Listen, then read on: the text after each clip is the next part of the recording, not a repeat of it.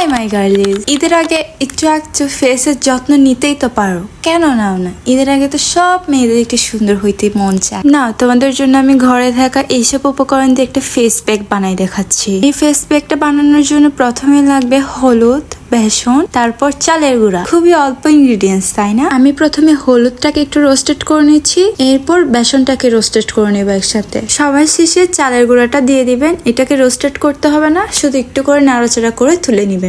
দেন face প্যাকটা ready হয়ে যাবে। আপনাদের বাসায় যে থাকবে ওইটা দিয়ে শুধু মিক্সড করে মুখে লাগাই নিবেন। যদি কিছুই না থাকে তাহলে পানি দিয়ে মিক্সড করে লাগাই নিবেন।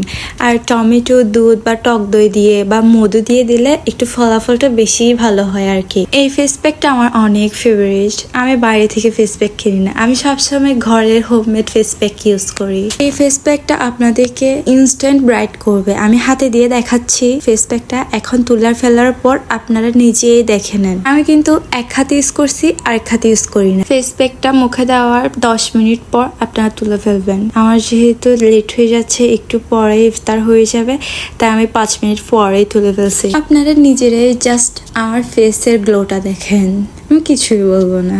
এটা বাসায় ট্রাই করে আমাকে বলবেন আপনাদের রেজাল্ট কেমন আসছে। আর এটা চেষ্টা করবেন একদম প্রতিদিন লাগানোর। যদি না পারে তাহলে সপ্তাহে 4 বার লাগাবেন, মানে 4 দিন। বাই।